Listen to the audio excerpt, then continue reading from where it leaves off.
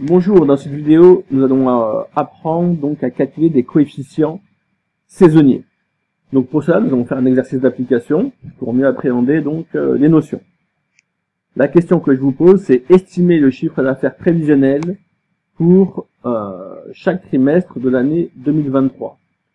Donc si vous voyez le tableau ici, on vous donne le chiffre d'affaires par trimestre, pour l'année 2020, 2021, 2022, pour le trimestre 1, 2, 3 et 4. Et moi, ce que je veux, c'est chiffre d'affaires prévisionnel, donc une estimation, pour chaque trimestre de l'année 2023. Et pour cela, donc, on doit appliquer la méthode des coefficients saisonniers. Donc, la première des choses, donc je vais compléter mon tableau, donc les totaux. Donc ici, je vais tout simplement faire 3600, plus 500, plus 300, plus 1400. Donc à chaque fois, je fais la même chose. Je tire sur Excel. On a fait la somme, d'accord, de chaque année. Ensuite, on doit calculer la moyenne de chaque trimestre. Donc la moyenne de chaque trimestre. J'ouvre ma parenthèse. Donc je vais faire 3600, plus 3700, plus 3950. Je vais fermer la parenthèse. Et je divise par 3. Donc, 1, 2, 3 chiffres. Ça me fait 3750. Donc, je tire sur Excel. À chaque fois, je fais la même chose. Donc, pour le trimestre 2, on a fait entre parenthèses 500 plus 600 plus 1000 divisé par 3 et ainsi de suite. Donc, après, pareil. Donc, attention ici, sur la méthode en pourcentage, je vais faire la somme. Donc, sinon, allez, je vais le faire manuellement. Donc, je vais faire 3750 plus 700 plus 500 plus 1600. Et donc, je trouve 6550 pour le total, donc, des moyennes. Ensuite, donc, ce qui m'intéresse le plus, les coefficients saisonniers. Donc, avec la méthode en pourcentage, on va faire tout simplement 3750 divisé par, toujours, le total. Ça me fait 57%.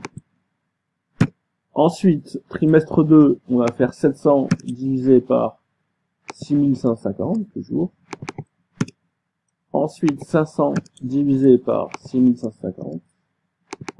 Et au final, donc, 1600 divisé par 6550.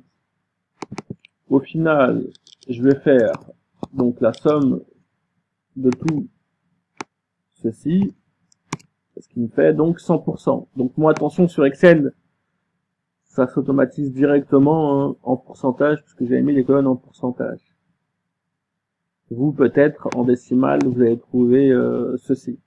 Ok, donc, pour multiplier en pourcentage, je multiplie par 100. D'accord, donc attention. Donc, une fois que j'ai trouvé mes coefficients saisonniers, donc, l'estimation du chiffre annuel de 2023 de 12 000 euros, on vous le donne, mais vous devez être capable de calculer une estimation, par exemple avec la méthode des moindres carrés.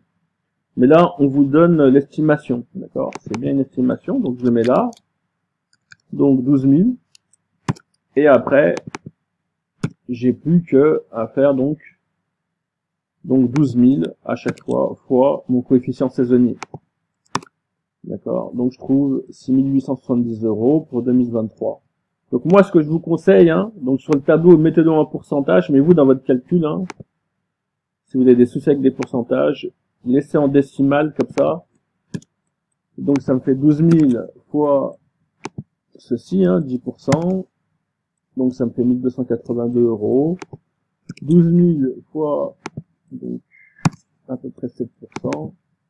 Et ici, donc, on va faire 12 000 fois 24,42%.